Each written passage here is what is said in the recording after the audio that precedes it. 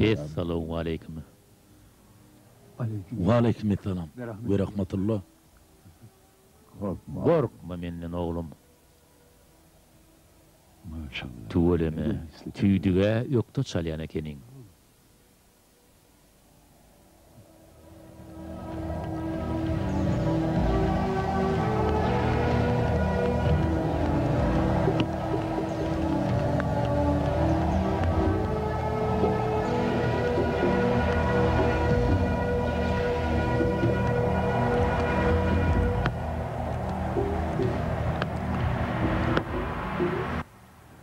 Acaba Değerli kim zayılacak öyle karatam? Ben Basra'da munça adamın yığınanını görmedim. Yanlışmasam bu oğlum sultan bulmalı. Sen pikir edişin yağlımandak sultana değer ol. Yeni onu diri vaktında ka sen söygün sultanı, yüreklin sultan diyerekenler. Görýän bolyn bu sultanlık men bilen sultanlığından has tapawutly. Has mühim ýarla tagsir. Biler bolsaň ýanyňa gelmeň esas sebäbi sen bir ruhy çoňurly aňlamaň üçin. Estağfurullah tagsir. Emma şu yürekleriň sultany diýýäriniz kim bolmaly? Hasan Basri Hazretleri. Hasan Basri hakkında has anırak gurrun vermedem sen yeni de soru verirdin. Berekellah. Yine şey dip sorap, bilmeye çalışman özü qoğudat. Brav, tagapul et, himmetin baştan aydıp bereyin. Sana Hasan Basri Hazretlerin ömür yolu varada giyin işleyin gurrun vereyin. O yaşıda da ömrünü İslamiyete öğrenmeye, yazmaya, düşündürmeye bağış etti. On sayesinde münglerçe adam öz baryan yollarının yanlışlığını düşünüp hakkın yoluna düştü. Bulardan birem bütün ömrünü oda uymak bilen geçiren goňşydy. Hasan Basri on doğru yolu girmek üçin her gün dile ederdi. Hasalan wagty hem on ýygy giderli ýagdaýyny sorardy.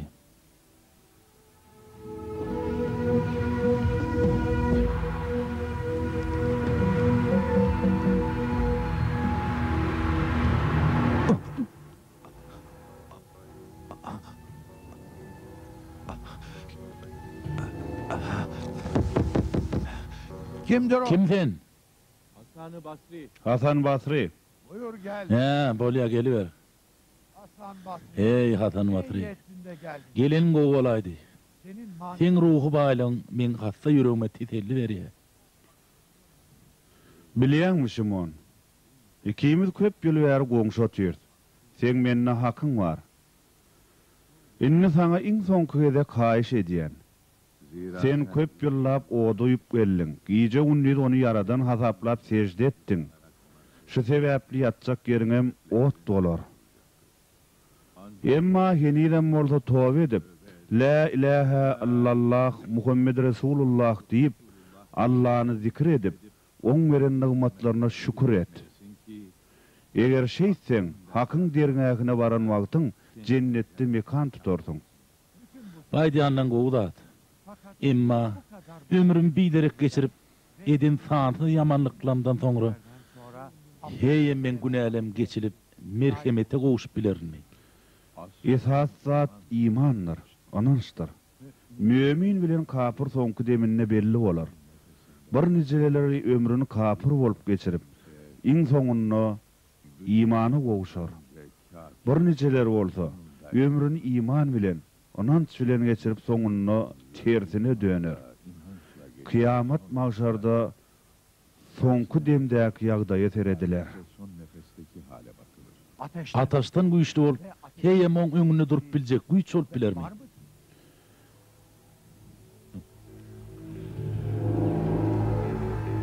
Ey Şimon,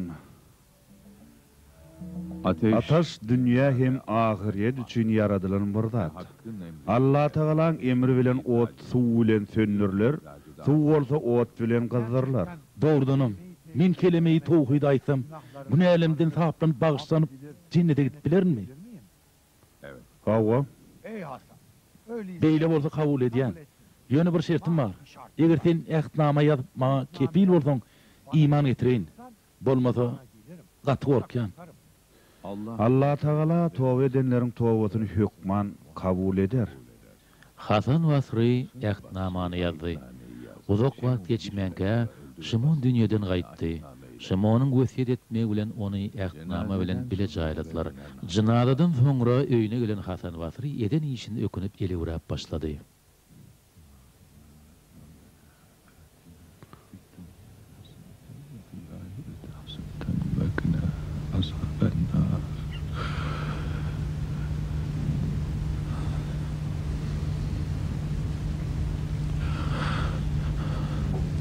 Ey elinden zat gelmeyen ejid Hasan, sen edip ýören zadyň bar bolsun. Haýsa kıl bilen ne ýüzüňe ähtnama berdim. Ähtnama berer ýaly sen özüň kim diýsene? Muňyny hasabyny ne edip berjek? Bunun hesabı Ey Rabbim, ya Rabbi. sen geçirimliňe tygynýan. Goňşymyň imanly gitmek üçin bunu etdim. Allah Ey var Hudaýa, men günämi geçe beri.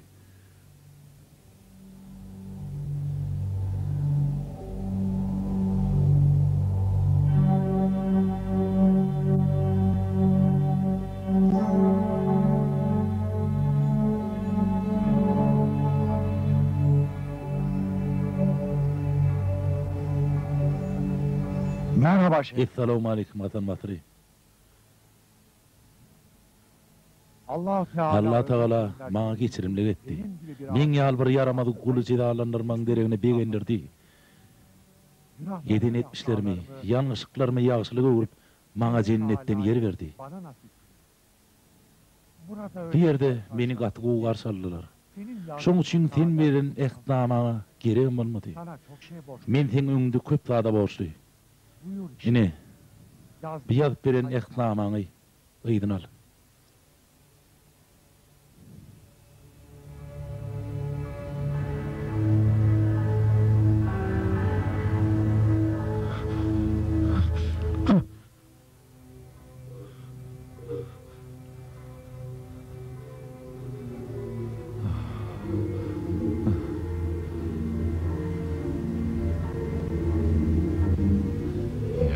Ey Allah'ım, sana yüzdemin şükür.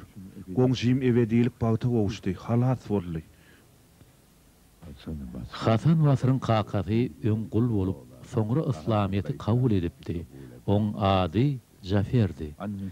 Ejesiniň adyna Haýdy diýerdiler. Hasan Basry milady ýyl hasaby bilen 640-njy ýylda Medinede dünýä indi.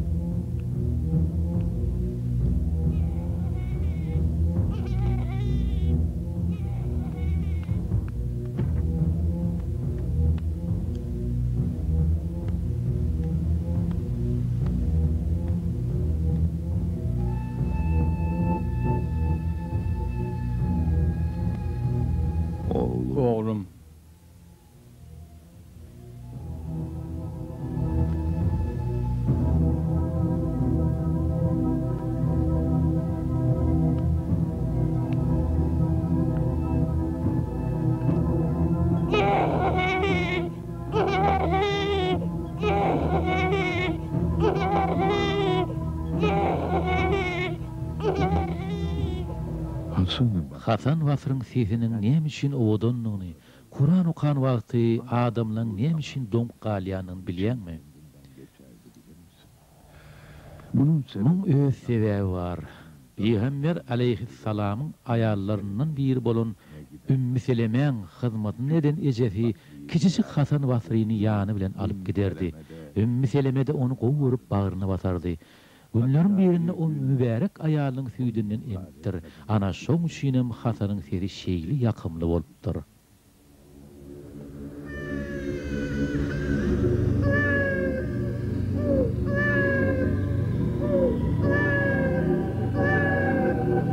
Ya Rabbi, Ey Rabbim, maňa kömek et. Goý bu çağajyk uklasyn.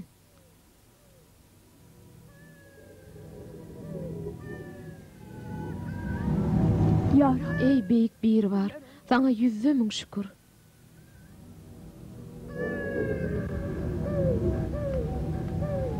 Efendim, Biýkem siziň süýdüňiz inipdir. evet, Hawa dogry, benim süýdüm inipdir. Allah Taala sen üçin maňa süýdüňlerdi. Ey Allah'ım, sana şükür edýän. Allah Taala sana beren hikmeti we muň hakyky sebäpkäri Hasan bolmaly. Ey Allah'ım, süýdüm ada odan öz odan Hasanma nesip et. Hasan Hasan Basry çağlyk döwrüni Ümmü Selemeň ýanyna geçiripdir. onun Oň öýüne ulalyp terbiýesini alypdyr. kainat Älim jahanyň serweri bolan Resul-i Ekremiň mübarek aýalynyň terbiýesini alan Hasan Basry soňra bu hikmetden peýdalanyp ýagşylyk etmekde, ilm bilimde beýleklerden tapawutlanypdyr.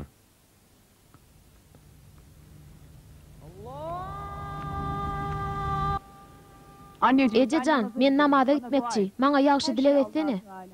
Ähli zat Allah Taala da degişli seni oňa tapşyrdym oglum. Indi namaza da ýetiş. Gece namazı. Kaka, näme üçin gije namaza koýanlaň içem daşam owadan bolýar diýerler? Sebäbi olar Allah Taala bilen başa-baş galýarlar. Allah da olara öz nurundan nur berýär. Hasan Hasan yetkinjek wagtyndan başlap gijeleri namaza dururdy. Hasan Basry 4 çaryarlyň 3-nji bolan Hazreti Osman bilen bir meçhitde bolup, oň imamlyk etmeginde namazlaryny okardy. onun imamlığı Oň hemem oň töweregindäki sahawalaryň söhbetlerini jany teni bilen dinlerdi. sohbetlerini can kulağıyla dinliyordu. Hasan Hasan Basryň ulu alim bolmagyny iteri berenem bu söhbetleri bolupdy. Semallahü limen. Allahu ekber. Allahu ekber. Allahu ekber. Geçen senelerle Ýyllaň geçmegi bilen Hasan Basry ulaldy, delikanlılık kämillik ýaşyna ýetdi. Esselamu aleyküm. Esselamu aleyküm ve rahmetullah. Bir gün Günlerde bir gün o özü bilen bilelikde namaz okan bir sahawany meçhitten çykan soň daşarda gördi.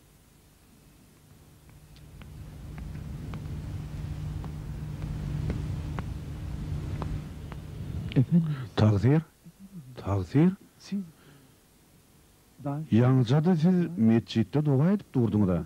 Indi bolsa öňümden çykdyňyz. Ben de dua ediyorum. Senim doğa okup özüňi erkitip bilen okdum. Dua mesafelerim Unutma. aradan. Doğa ulup ağrılgam ağrıdan aýrýanlar. Gözlerin Diýmek sen gözleň bir zatlara gözleýär. de bakın. Aýt wakaly sen näme gözleýän? Tagzir. günah Günälemden araslanmak isleýän hakykaty biletim gelýär. Peygamberimiz Hazreti Muhammed aleyhissalamyň sünnetine münasip amal edetim gelýär. Allah Taalaň irade etmedik zadyny biz dilep bilmerdi. Eger bir zat isleýän bolsak, Allah Taala muny isleýänlik üçindir. Ýogsam Allah Taala öz bermejek zadyny bize diletmezdi. Dilege ýetdirýänem, berýänem Allah Taaladyr. Allah seni öz muradyna ýetirsin.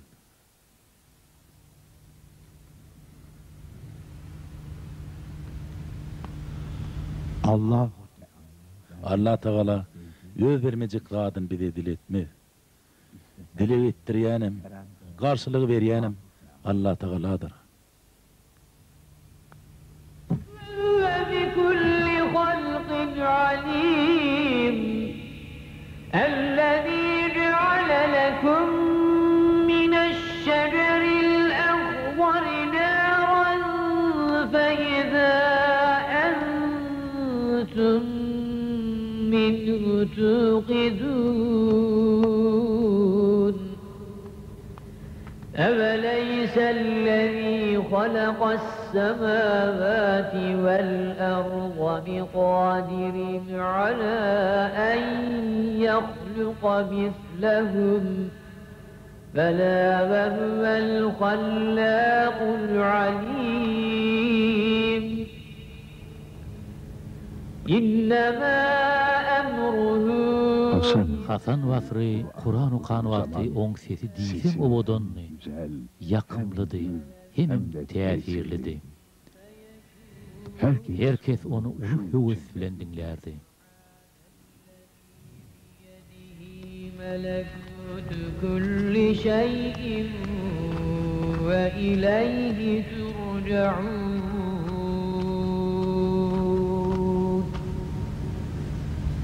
صدق الله العظيم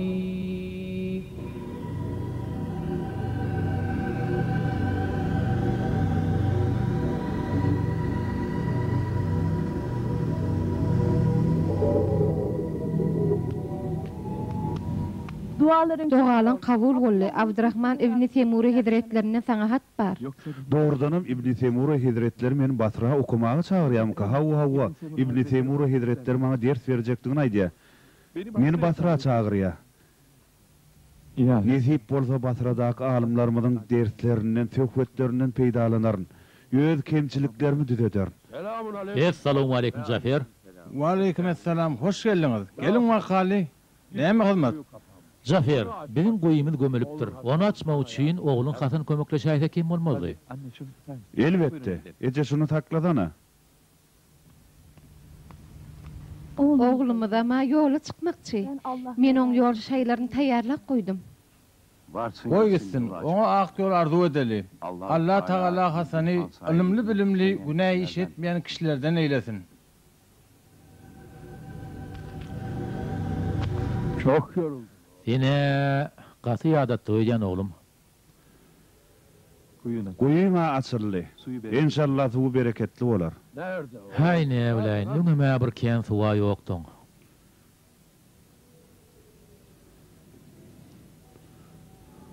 Seven. Ine gör, durnan gözü ýal dursu. Allah Taala suwuny araltdy hemen bereketlidir inşallah.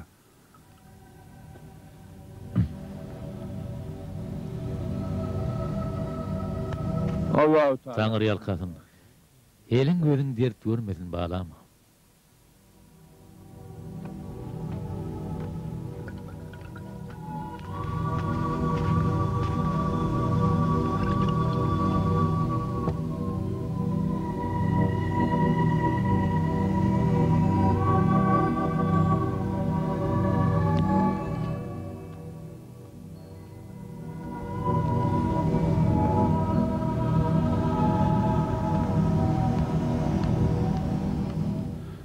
Ecezan.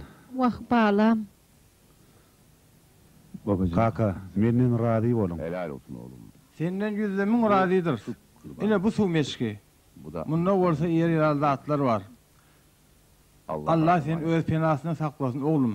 Allah Taalaň bize bagş eden hurmasından, çöleginden, peýlerinden başga sana berjek zadym ýok oğlum. Hasan oğlum, ýoluň ak, ýollaşyň hak bolsun. Yolum açık, yüreğimde Allah korkusy. Eşigim bir ýuň ışygym bolsa ay. İýmitim, iýmişim ýerden biten zatlar diýip. Ýanyna hiç tadı bolmasa da ertir akşam yer ýüzünde menden baý adam ýokdur diýen Hazreti İsa aleyhissalam bize nusga bolmanmydymy näme?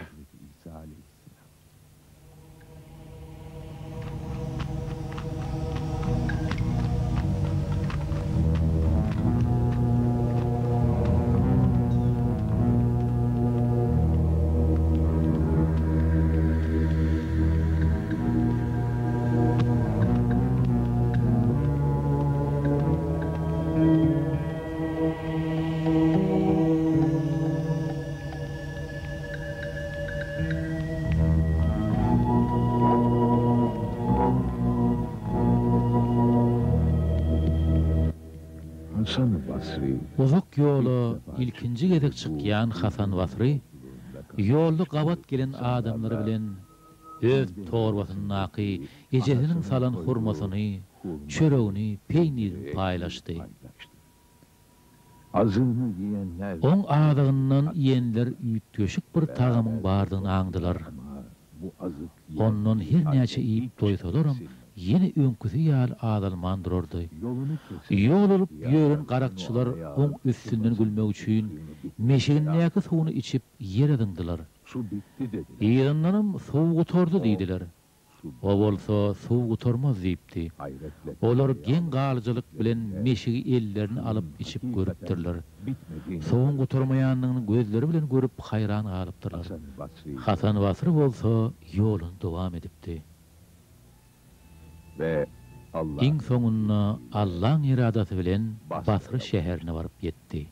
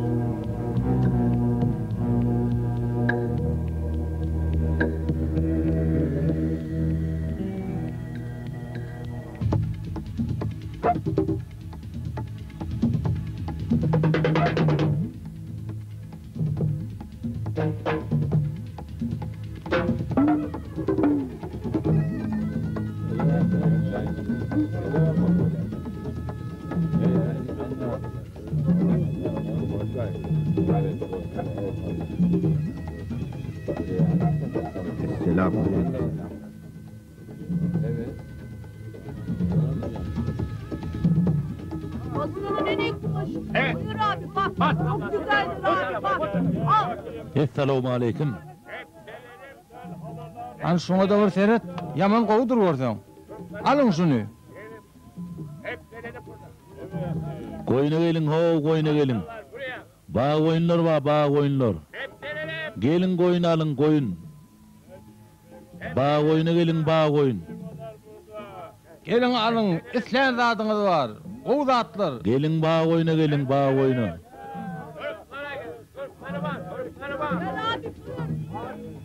Gelin, gelin. Gowy haritler bar. Gelin hani. Gelin ba goýuna gelin, temizce ba goýunlar ba, gelin ba goýuna. Gelin hani, gelin. Gowy ýüpek parçalar bar. Gelin. Ba goýuna gelin, ba goýuna.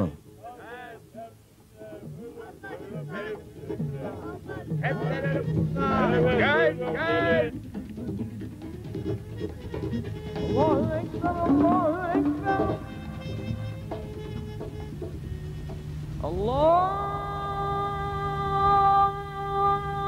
Allahu Ekber, Allahu Ekber. Eşhedü en la ilahe illallah.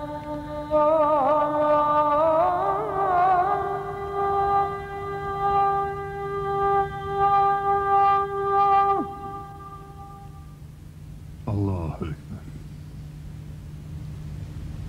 Allahu Ekber. Allahu Ekber.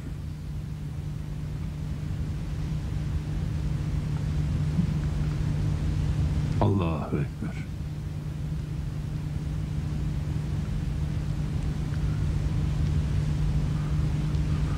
Esselamu Aleyküm ve Rahmetullah. Esselamu Aleyküm ve Rahmetullah. El-Fatiha.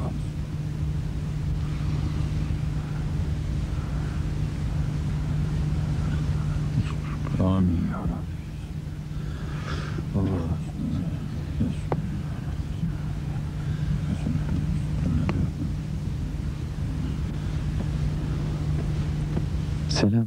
Esselamu aleyküm takdir.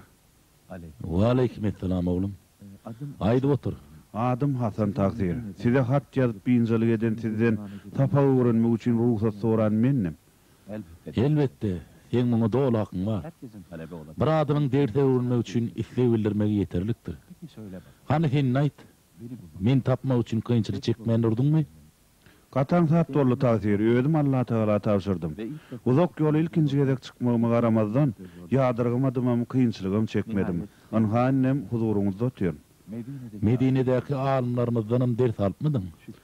Hudaýa yüzlemin şükür. Medine'de bir näçe alimden tapa galyp, onun kömegi bilen ishabi kiram bilenem görüşmek tetip etdi takdir. Bolu bilýär oğlum. Bir ýerde men berjek derslerimden beýlik alimniň söhbetlerine, meclislerine de gatnaşmaly bolarsyň inşallah.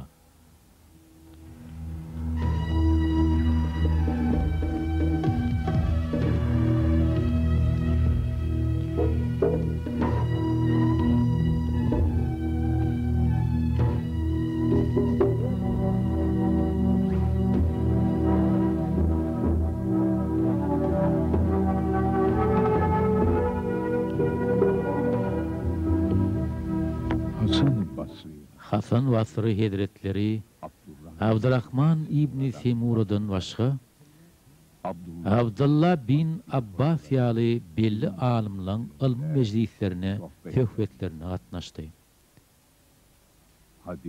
Hadis, tefsir, fıkh ilimlerinden ders alıp ödüni bir kimsiz yetiştirmegi başardy.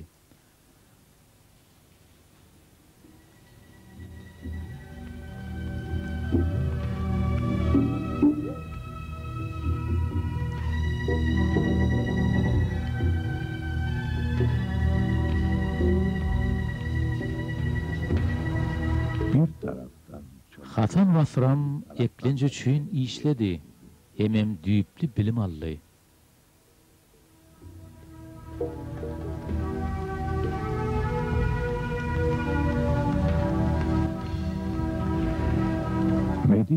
Medine'de belli sahabalary görmegi, olaň söhbetlerine gatnaşmagy, 70 sany Bedir söwüşine gatnaşan 130 töweregi eshab-ı kiramdan bilim alıp, kämilleşip, hadisi şerifleri öwrenmegi, on gyýdka wagtyň içinde uly derejäge ýetmegine sebäp boldy.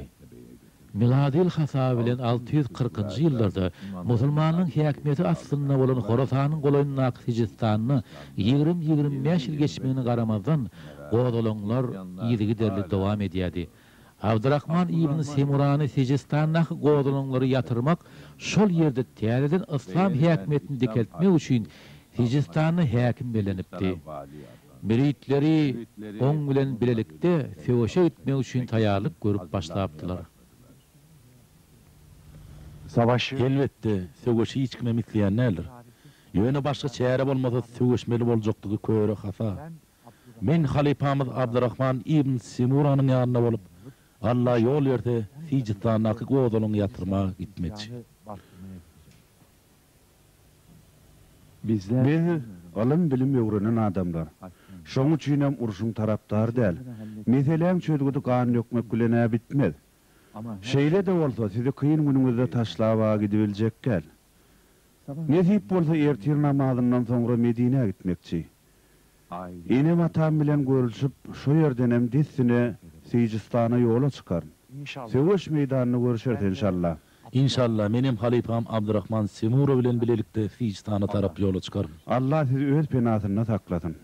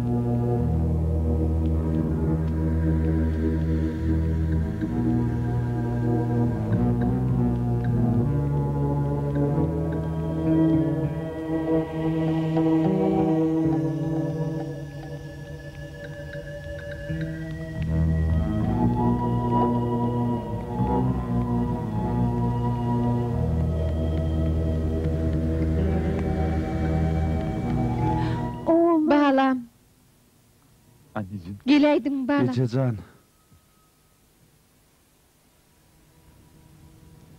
Hoş geldin oğlum.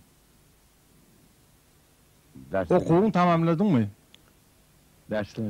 Okuwlar aýyn tek gutaran okkaka, ýöne gyýtka wagtlyk diň jalşa çykdyk. Gyýtka wagtlygym bolsa, sizi göreýin diýip ylgak gaýdysym boldy. Nezip bolsa ditsine ýygyma dolanmakçy. Han onunla şerik gireli.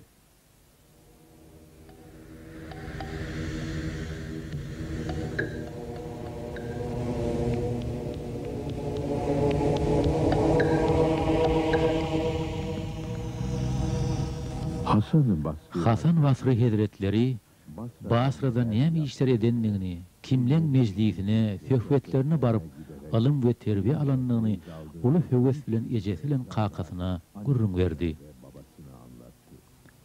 Aslında Hakykatda bolsa olary görmäge gelmegiň esas sebäbi Sijistanaky iman getirmedikleri hak dine salmak üçin halif tarapyndan ruhsat berilen Feoşe İslam goşuny bilen bilelikde gatnaşjakdygyny aýdyp, olardan arazilyklaryny almakdy.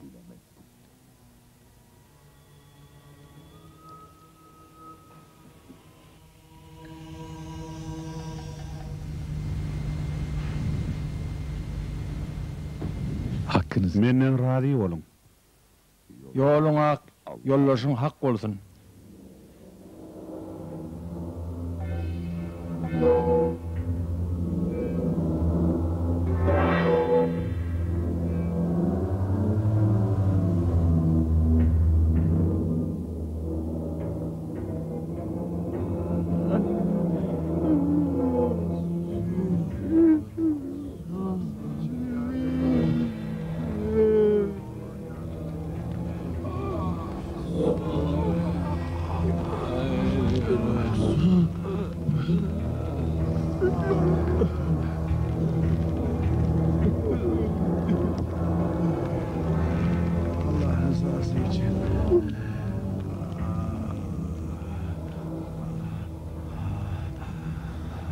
Hasan bu sen mi?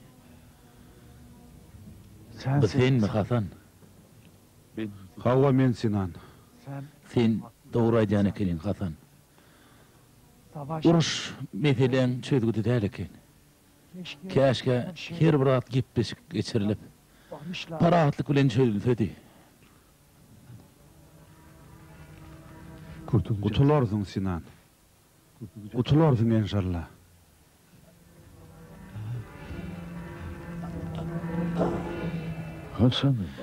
Hasan Basry uruşdan soňra feowda bilen meşgullanyp tüccar bay adama öwrüldi. Feowda etmek üçin Rum diýaryna baran wagty hökümdaryň ýoğulun ogly üçin geçirilýän uly çäre bilen yüz boldy. Ýoğulun ýaşygyt diýsen odun güýçli hemem haýwatly görnýärdi. O feoş täýerlerini gowy birdi. Onu uruşda üstün çıkıp yenin adam yoktu. Garaşılmadık yerden bir bela inip, on bilini böktü.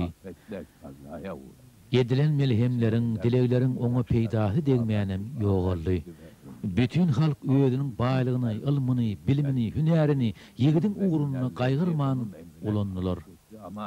Emma dünýä döräli bäri baý bol, garyp bol, ölümden gutulup bilen bamy näme?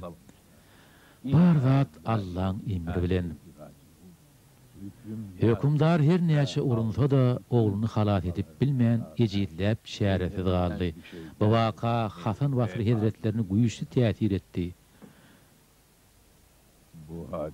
Bolmanam dünýäň baýlygynyň, derejeleriniň, gözellikleriniň wagtlylygyny bilýän Hasan Basry Hazretleri moň şeýledigini ýakynyň görüp şaýat boldy. Elindäki ähli zatlaryny paýlap, tutuş süňňi bilen ahiretiň aradasy bilen ýaşap başlady. Basra gaýdyp gelen soň ýanynaky öýündäki ähli zatyny garyplara mätäşleri berişdirdi.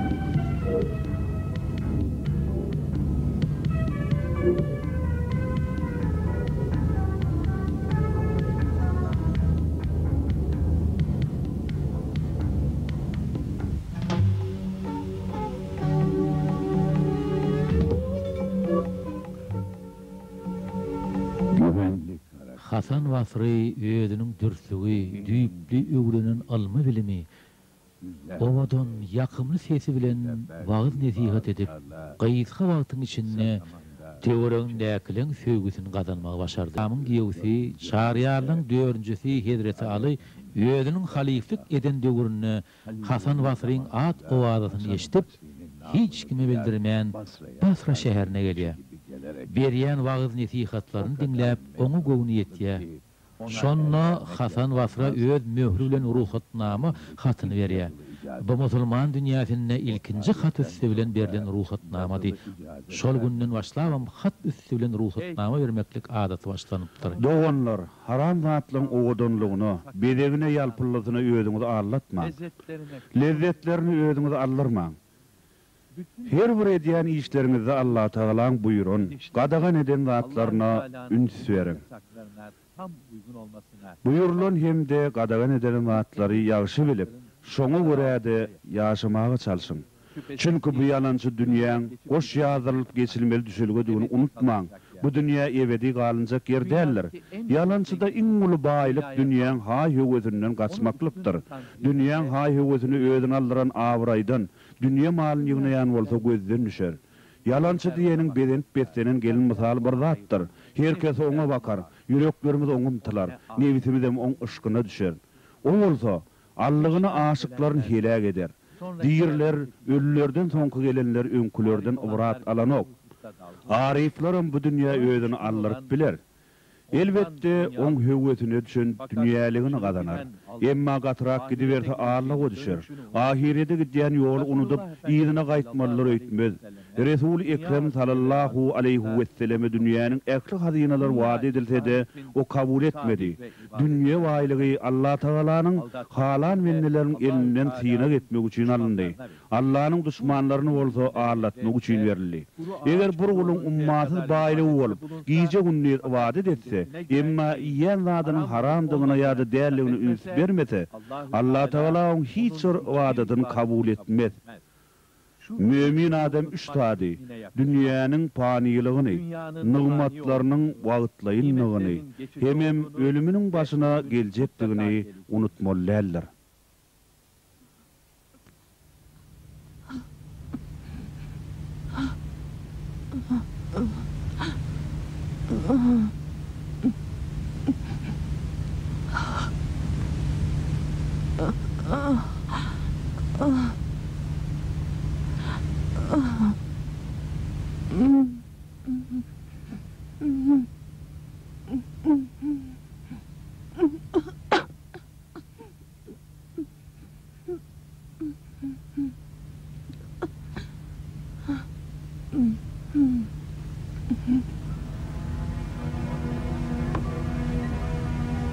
Ýagdaý destine Hasan Basra habar bereli. Öýde gatgyna da gerek.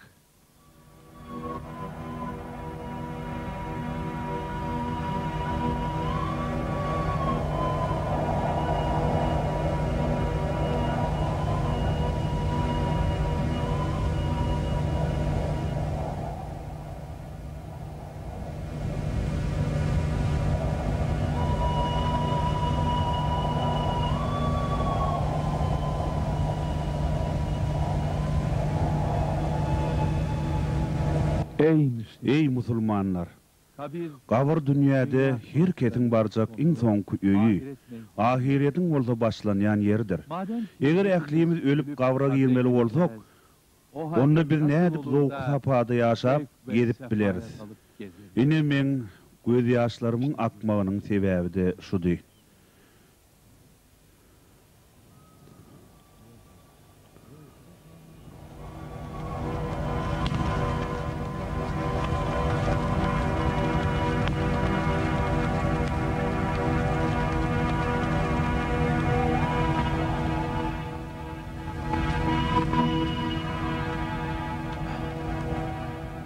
Inni men Basra gitmekçi. Menden razy bol kaka. Senden razydyr. Ýoluň ak, ýollaşyň hak bolsun. Allah seni öz penasyna saklasyn kaka.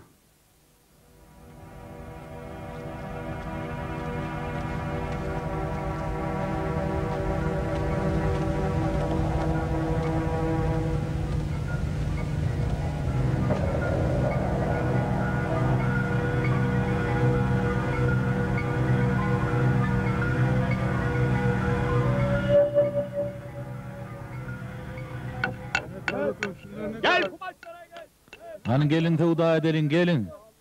Gelin ipek mata var, gelin. Görün ne, ipek bular. İpek alıverin. Gelin ipek var, gelin, alın. Alın ana ipek mata var, gelin. Naharlara az oluyor. Karnımız doyanok. Valimiz İbn Ziyad Ekimiz imdiyadı havarımızı yetirip bilsek olurdu. valimize durumumuzu arz edelim. Evet, arz edelim. Hadi. Gel. İpeklere gel. Onlar hak ipek. Gel. Kumaşlara gel. Hak ipek. Hak. Halılar var. Halılara gelin. Halılara gelin. Hak ipek bunlar. Biler bolsaň, aşhanalar ululdup, aç yalaňaç adam bolmady ýaly etmekçi bolýar Hasan. Sana ýene Taňry kızyn aýdyň bile. Ýazan risalaň okudum. Şu ýaşyma çen iman bilen baglanşykly köp zat okudum. Hatda ýadam tutdum. Emma hiç biri seň risalaň ýaly özüne çekip bilmedi. Senin risalen kadar tatmin edici. Eger ruhsat berseň, bu gymmatly eseri herkesiň okumaly. Okap bilmeýänlere gurrun berilmek üçin çäre görülýär. Eserim gowy görmek men gaty begenlerdi. Men sen beterini kitap edip köpüldürmegini, şolardan bir sanatyny kitaphanamyza goýulmagyny isleýän.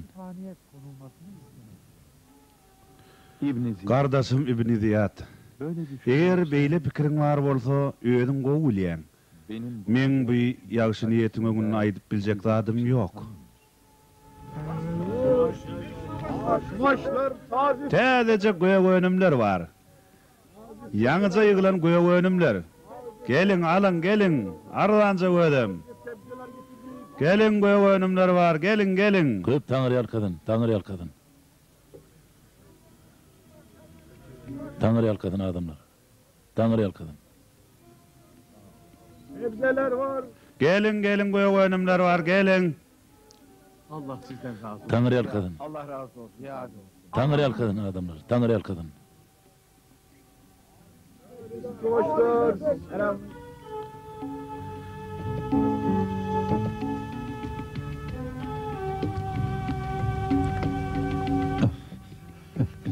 Estağfurullah. Şu gawat garşymyzdaky öýüň ýeti siziň üstüňizden düşüp gıybet etdi. Sen ol adamyň öýüne näme üçin gitdiň? Mehmançylyk bardym takdir. Sana näme hödür kerem etdi? Durly naharlar bilen içeri alam şerbet berdi. Yer onsoň munça ýen zadyň içinde saklabam. Bir iki söz saklap bilmän maňa getirdiňmi?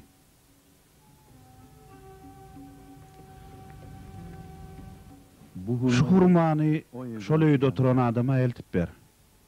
Şu aýtjaklarymam oňa gylny gymyllatman aýt. Eşitişime görä sowapylaryňyzy men amal lepderme geçiren ekeniňiz. Oň öwedine bir zat bereýin diýdim. Biziň sowgadymyz sizinkiçe hä bolmady bolýan, gowun etmäge görýän diýip aýt.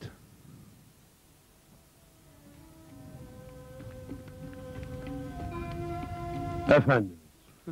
Gıydıma kudoçluk eyleyen köp böli näme adyma bertemken takdir? Allah'dan korkýany ber. Söýsek hä gowuzat. Söýmese de Allah'dan korkýany üçin oňa zulüm etmez. Efendim. Takdir. Maňa da bir netihat berýäňiz. Allah Taalaň buýruklaryny öňde tut. Şonda Allah Taala da seni gowy görer.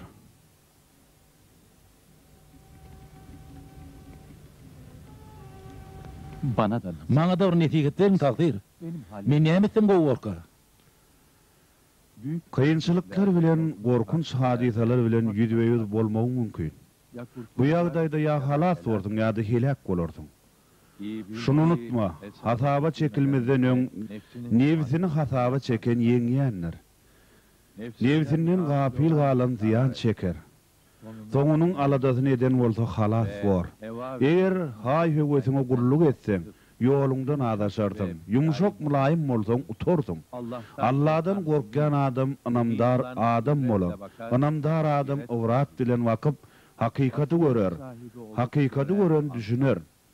Düşünen bolsa biler.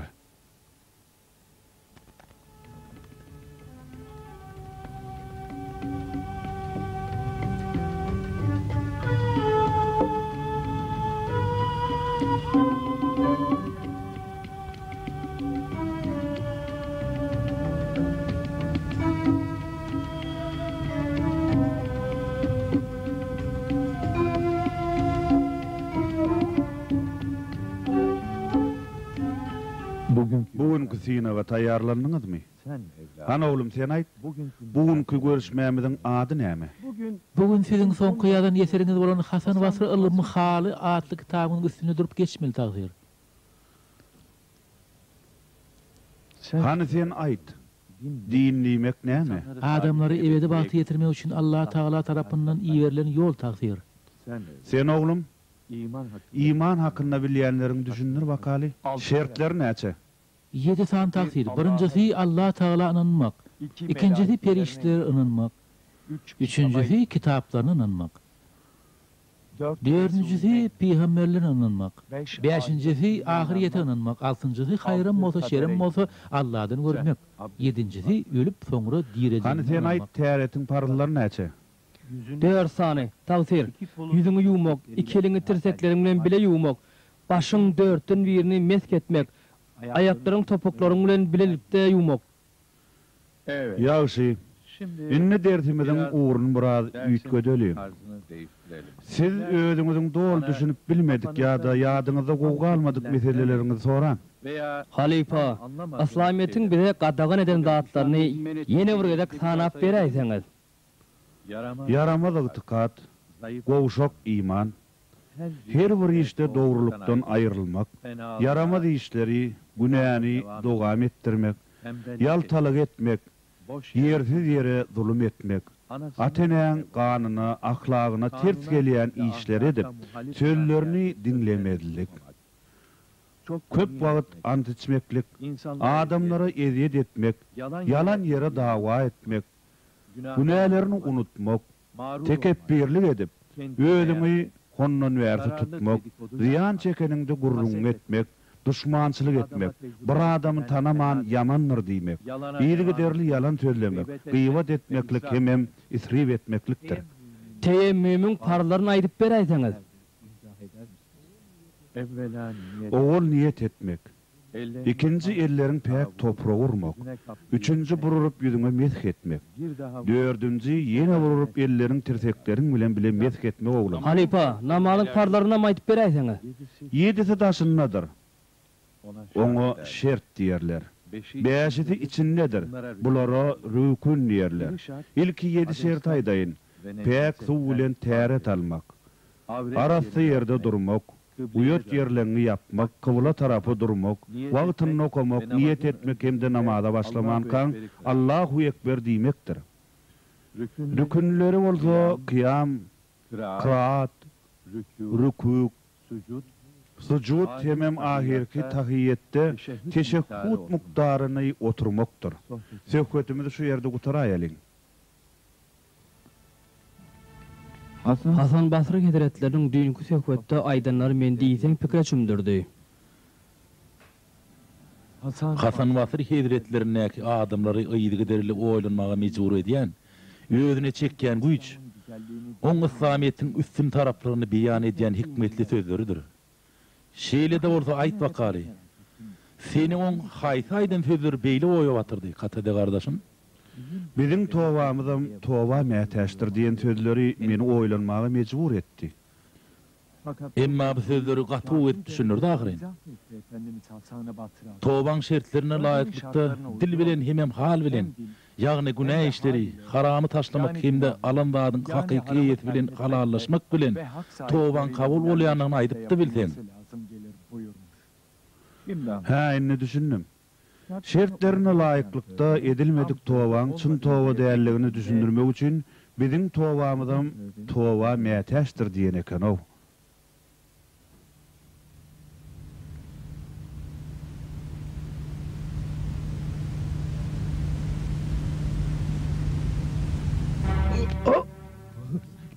Kardeşim näme boldy?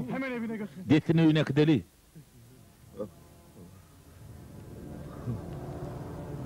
Babasının Kakır'ın bu ýagdaýyny Hasan Basry Hazretlerine habar edeli.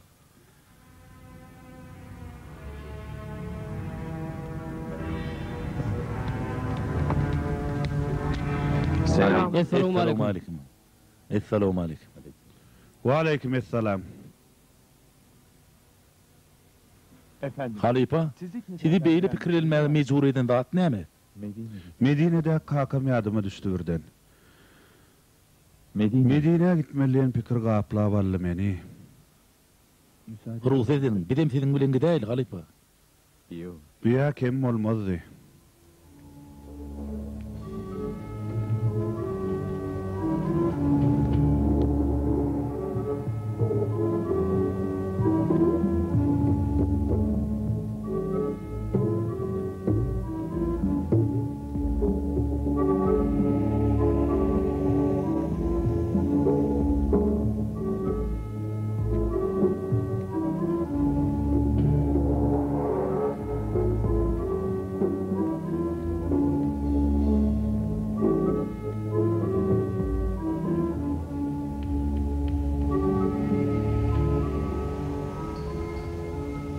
Men yürekdoş oğlum.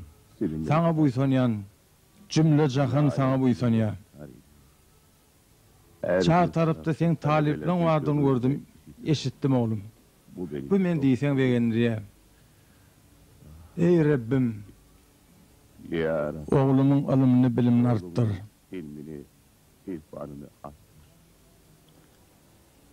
Oğlum, senin bir zadi, yani adamları öz ılım bilen çoyman devam ettirmeni hayiş ediyen. Men Cafer kulun kelime-i şahadatını kabul et. Allah Teala inandım, iman ettim. Hazreti Muhammed sallallahu aleyhi ve sellem on kulu hem Resulullah. Ve eşhedü enne Muhammeden abduhu ve resuluh.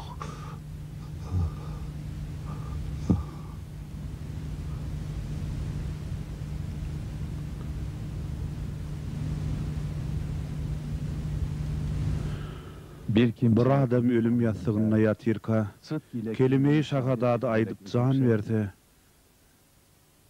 cennete gider.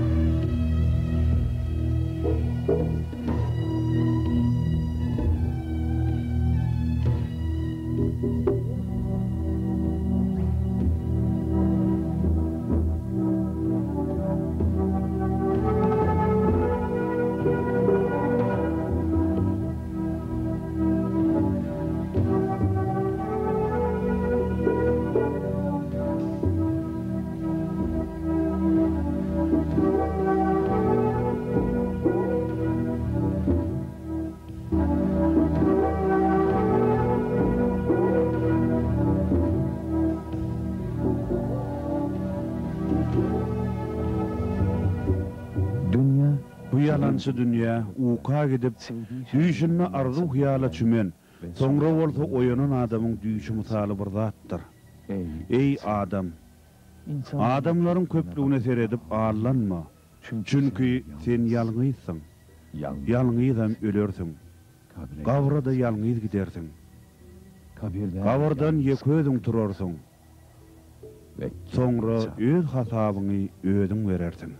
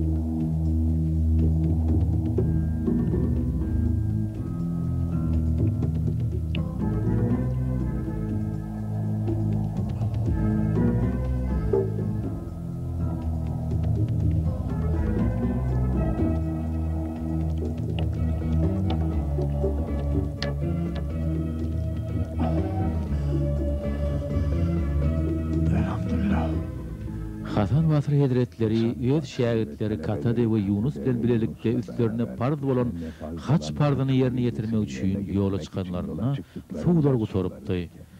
Olar çöllü suwsuz galypdyrlar.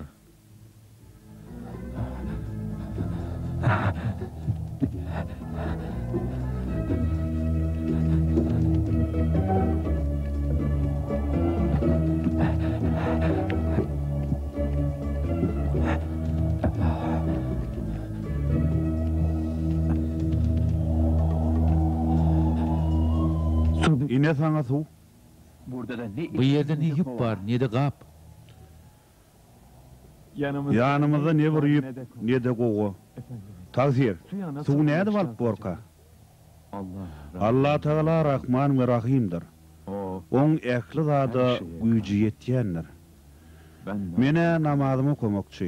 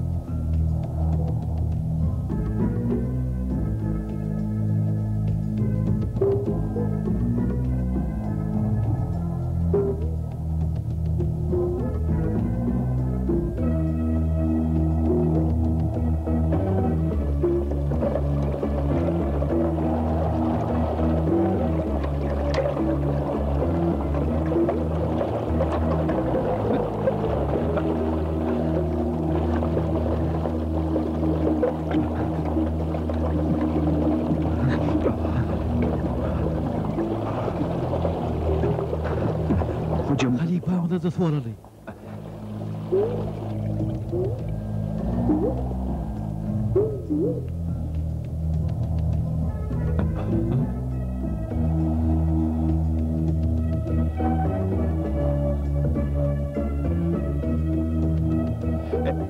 Halifa, Suudi boyunu çeli kaldı. Yöne sizi alıp bilmedik. Olu adık su değerli. Size Allah tarafin verilen bir kerametti.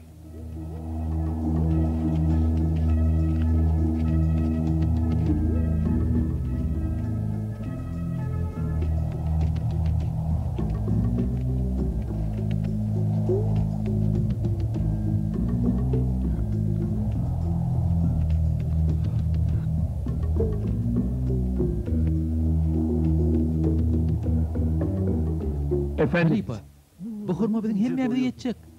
Görsene, şehrinin altından ekeni.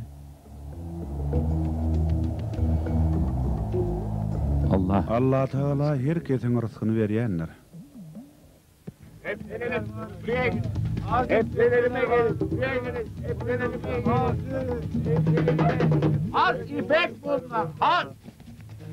Ödlerini ıhsan ettiğin hurmaların şehaniklerinin her birinin altın bolmağda Allah Teala'dan olar üçün bağışlanan bir kerametti. Olar Allah'ın veren nimetlarından ödlerini getir yağsını alıp kalanın niyeteşleri vermeliler. Kalanını da ihtiyacı olanlara dağıtmalı.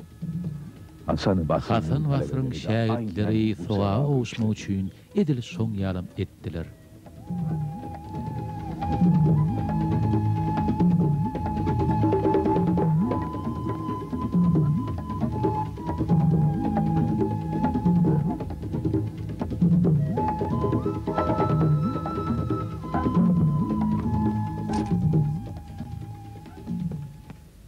Efendim. Taksir, men kıyınçılık çeken bir zadım var.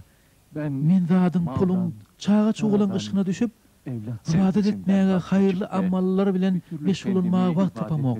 Mal mülk çağı elimi ayağımı bağladı. Ibadatımı doğru dürüst bir cay edip bilemok. Aysanız lan, men halim ne ayırı borka? İbadetimi Aysanız lan Halifa. Söyler misiniz bana? Benim halim nice oldu? Men halim ne ayırı borka? Doğanlar her bir sağdın adama hastalık, her bir yaş adamın başına garrılık, her bir garra adama olsa ölüm var aşayanlar. Näme erterkun ruh cesetten ayrılmaz öýdýäňiz mi? Adam bala çağatından, mal mülkünden zıda düşüp, kepene taralyp mazara goýulmaz öýdýäňiz mi? Ey adam ogly, bedenler harap bolup, mal mülküň dargadar. Çağalar bolsa yetim malar. Dünýä 3 günlük ýollar. Dünkü gün geçip gitdi. onu iyidine dolap bilmersin. Ona hiç ile umut bağlanmaz. İkinci gün içinde yaşap gören günümüzdür.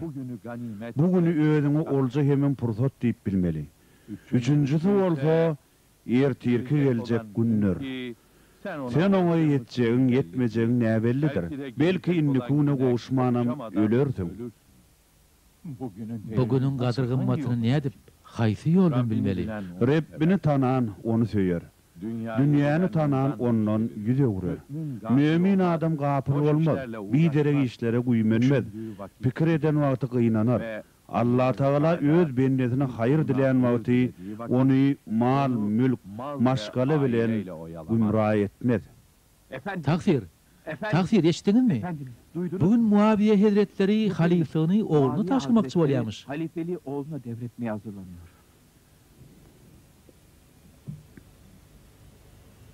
Siz ne diyorsunuz? Taksir, bu ýagdaý barada siz näme diýersiňiz? Sizin pikiriňizçe adil ýolbaşçy nähil bolmaly? Hazreti Resul Ekrem öz yaşan döwründe yekece de ýalňyşlyk göwermedi. Şeýle de ondan soňky gelen dört çarýarlarym hiç kimin täsirine galman adyllyk bilen haliflik edipdiler. Menem äkli müminler ýaly Resulullah'ın eden işlerini edip gowy gören zatlaryň gowy göresin belýär. Sizem pitne gep gurrunlary özüňizi anlatmaň. Men pikirimçe bu iş beýle bolmaly emellerle İslamiyete göre bolmaly emek gerek. Ýene bir zady unutmaň, İslamiyetiň içinde zerre ýaly ýamanlyk ýokdur. İslamiyetiň taşynda bolsa zerre ýalym ýagşylyk ýokdur. Indi orada gelin Kur'an-ı Kerim'i dinleyelim. Çünkü Kur'an-ı Kerim'i okumaktan, öğrenmekten ulu baýlyk, Kur'an-ı Kerim'i unutmaktan beter bolsa garyplyk ýokdur.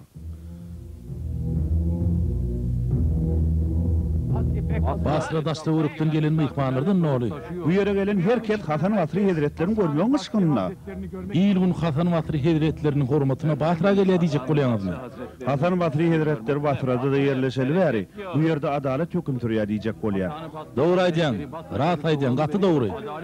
Dogry aýdýaň, dogry. Hasan Basri Hazretlerinin çıkaryan kararları diýsen göwüjaydy. Çünkü günälem, günäsizem on berýän kararlaryndan gowny hoş halýady.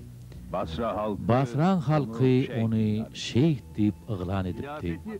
Biler bolsaňyz, halifligi Ömer ibn Abdülaziz'e beripdirler. On ılımly bilimli takwa adamlygyna bilýär. Ey Allah'ım, sana şükrüm çägi ýokdur. Ömer bin Abdülaziz'in halif bolanyny görmek diýýärmiz bar eken. Bir yerlik et bersene maňa. Bolýa häzir. Bu permany defsini Basra uradyp Hasan Basri Hazretlerine owşuryň. Jogabyny gysga wagtyň içinde garaşýan. Başytyny halif Hazretleri.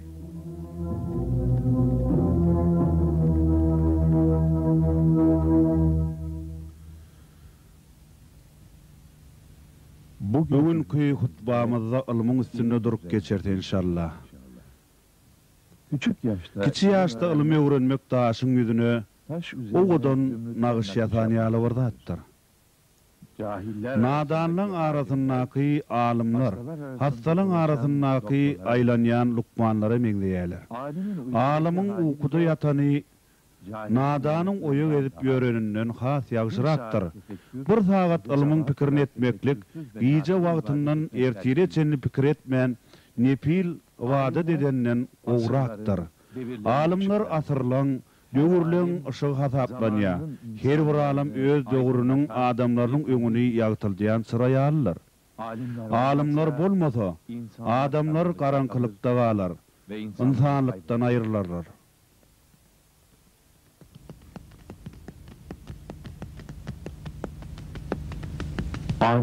Alimler bolmasa, adamlaryň beýleki canly janlarlardan kän bir tapawudy bolmazdy. Sebäbi olaň ilim öwretmek bilen insanlar ýagşy adam diýen ady eýe bolup bilerler. Ey adam ogly, işle, wagtyny biderek geçirme. Rabbine nähili ýagdaýda barsaň gowy boljakdygyny pikir et. Dünýäň ýaşaýşy islenlik bir zat üçin baky berilen näler? Diýerlegen dünýä Baki gelen näler? Ölüp dünýäň azabyndan diýen ölü hasaplanmaz. Hakiki ölü diýirke ölen adamdyr. Çyn ölü ähli zatdan mahrum, haly teň, umydy az bolan adamdyr. Dünyada iki tane zat bardır. Olar hiç wagt bir yerde görünmezler. Bulan biri sabır kanagat, beýleksi görüplükdir. Yine iki tane zat var. Olar hiç mahal biri-birinden ayrılmazlar. Bulan biri harsy dünýälik, beýleksi bolsa öýkö kinedir.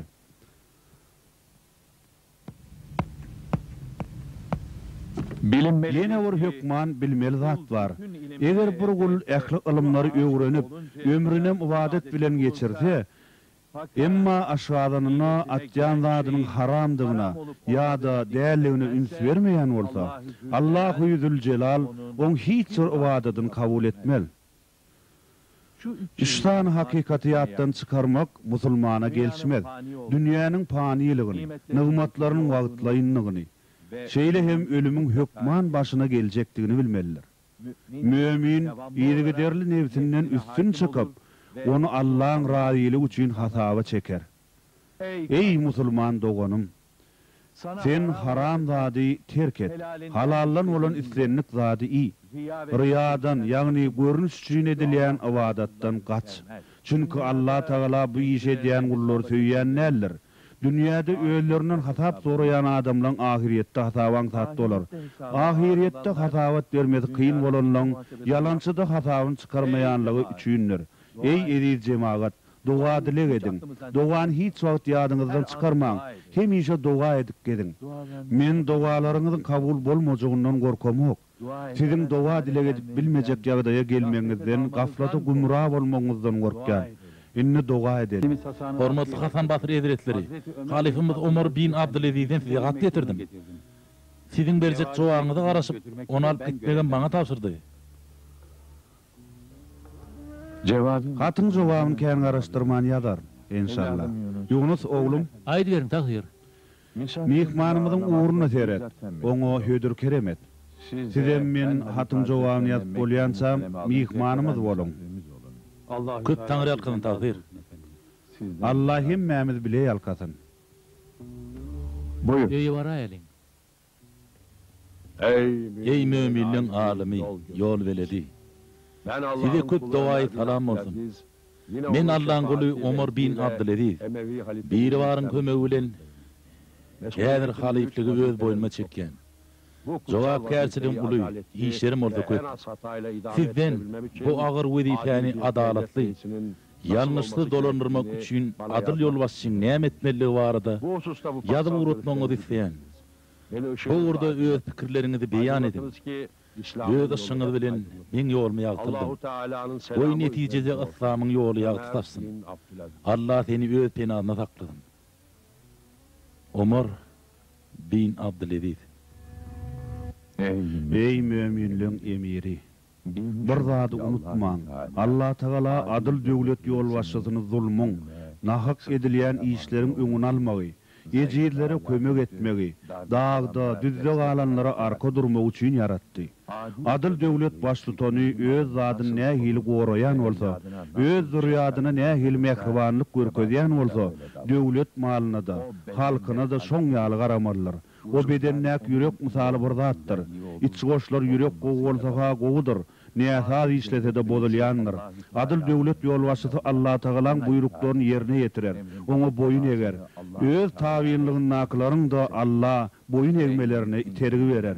Ey müminleriň emiri, sultanlygyňdaky mal mülki bir ulun eýes tarapyndan berilen nady, melligi dargadyjy bolma. Allah Taala yaramaz işlerden saklansınlar diýip jezalary emretdi.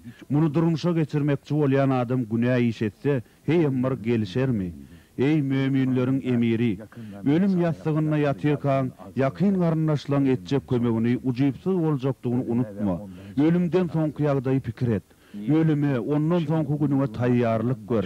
Sen şu mahal oturan ýeriňden başga ýene bir ýeriň bardygyny ýadyňdan çykarma. O ýerde uzak wagtlap galmaly bolsaň, dostlaryň sizi o ýerde ýeke goýarlar. Ýalňyz başyňa galardyň. Dogan gardaşdan, atadan, eneden, maşgalaňdan, sağalaňdan jyda düşeningde özüňe dost boljak, kömek berjek zady taýýarla. Yüregiňdäkileň janlandyryljak, gizli zatlaň ýüze çykaryljak günni ýatla. Ana, şonny äkli sırlar aýan bolar. Az u köp näme iş eden bolsaň, amal lepderiňe ýazylgy duranlar. Ey müminlerin emiri, şu wagtda pursat berildi. Bu pursat elingdeke, ajal şerbetini içmeýänken pursat elinden gitmäke, raýatyňdaky Allah Taalaň gullaryny adalatly çemeleş. Nadanlary dinläp buyruk çykarma. Halka garşy zalimliň tutýan ýoluny tutup ağallanma. Eger zulüm etseň, hem özüň günä sokordyň, hem başgalyň günäsini galarsyň. Ýalňyş hereketlerinden peýdalanan adamlar sizi gaflata düşürmegi mümkin. Olar özleriniň peýdalaryna çapyp, seni ahiretde gowuşrak nymatlaryňdan uzaklaşdyrarlar. Bugünkü güýç kuwatyna buýsanma. Ahiretde halymy näme bolar diýip pikirlen. Oňa görä iş et. Ölüm edil kerep ýaldaşyňa saralyp duranlar. Islenlik wagt ýanyňa gelip biler. Şonno hasap bermeli bolsaň. Ey müminleň emiri, size kömek bolsun diýip elimden gelýän nesihatymy ýazdym. Size ýazan bu hatymy dostuny emeden tebiň derman hökmüni kabul et. O dostuna şifa berýän ajy derman misaly bir zatdyr. Size köp dogaý salam ýollap, Allahdan saglyk, salamatlyk, bereket hem rahmet dileýän. Beýle alymlar bize nesip eden üçin sana yüzdemin şükür ey Rabbim. Oğlum, Ömer bin Abdül'eri diýsen hoş niyetli, adyl bir sultan bolupdyr. Haliflik derecesi Abbaslaryň eline geçenine, olar Muawiýeden başlap äkli Emewi sultanlarynyň goburyny ýykyp ýumurtalaryň Ömer bin Abdül'eriň madaryny degmendirler. Ony hormat bilen ýatlapdyrlar. Onu hep saygıyla andılar. Gepim gysgasy Ömer bin Abdül'eri Hazretleri Hasan Basri Hazretleriniň saçan ışığı bilen ýoluny ýagtyldyp, ýurdunam adalatly dolandyrdy. Arasy ipek bular, gelin. Gelin ne görün, terettin, arasy ipek. Gelin ipek alın, gelin. Hasan Basri Hazretleri hassalapdyr. Wahay, ey beýik bir bar. Oň derdinde şifa berýär. Yaman derde uçurapdyr taqdirmida. Ey Rabbim, onu bizim başımızdan ayırma. Hasan Basri ağır hassa diýýärler. Hani beýle bolsa gidip soralyn. Yürüň. Hani yürüň. Yürüň sorak gaýdy. Yürüň gidelim, yürüň.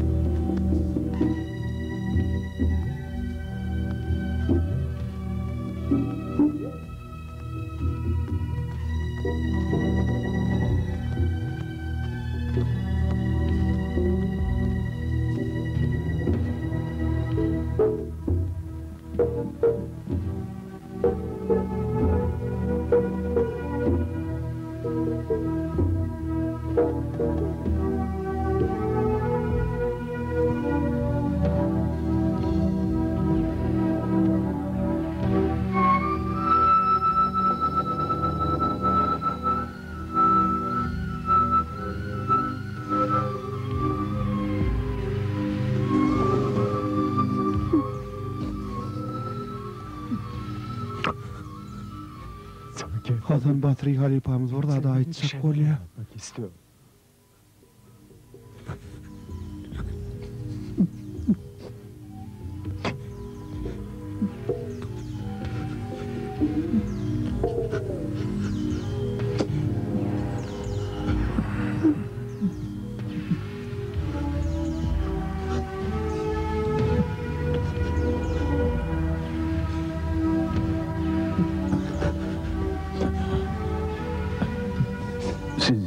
Siz haram edilen zatlardan gaça durmakda, adamlaryň iň serhaplysı bolup, etjek işleriniz iki aýrylyp, hem ziyanly hem peýdaly bolup biler.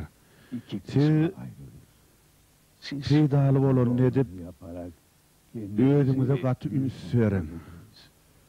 İnsan oğlu sağ wagtynda da hassa bolan günlerinde de peýdali işler bilen meşgullanyp ömrünün gymmatly günleriniň gadyr gymmatyny bilse görnähil bolardy. Size öz wesiýetimi aýtmakçy. Yunus dinleyen takdir. İbni Ebil Hasan şu sözleri şayattır. Allah Teala'dan başka anılacak zat yoktur. Muhammed sallallahu aleyhi ve sellem on Resul'dur. Bir zatı bilin. Eğer bir adam ölecek vakti kelime-i şehadatı getirip bilse cennete gider. Eşhedü en la ilahe illallah ve eşhedü enne Muhammeden abduhu ve resuluhu. Ya Rabbi, ey Rabbim, sen benim günahlarımı geç, Peygamberimizin şefaatından mahrum etme. Halife. İnna lillahi ve inna ileyhi raciun.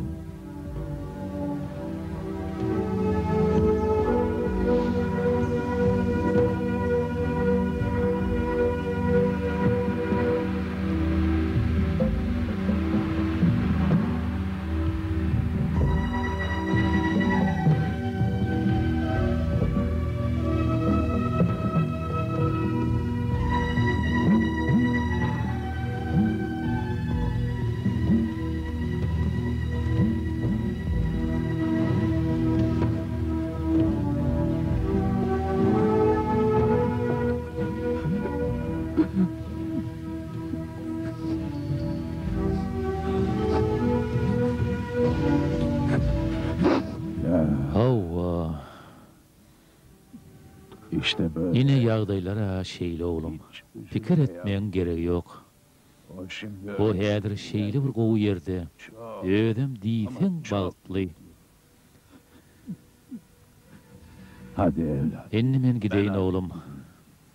Men bu yere gelmeň esas sebebi sana nesihat vermekden ibaratdy. Çünkü hemmemiz o ýaşda adam ýaly ýaşamagy, oň ýaly bolmagy çalışmaly. Allah seni öz binasynda aman taklasın. Ağlamaň. Hiç ağlamaň. Goý äklimide cennetin bağlary, çeşmeleri, jaýlary nesip etsin.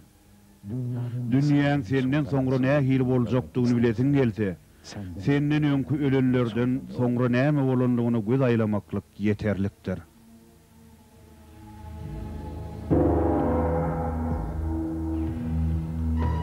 Film Türkmen telewizionynyň Miraz teleýaýlymyna türkmen diline geçirildi.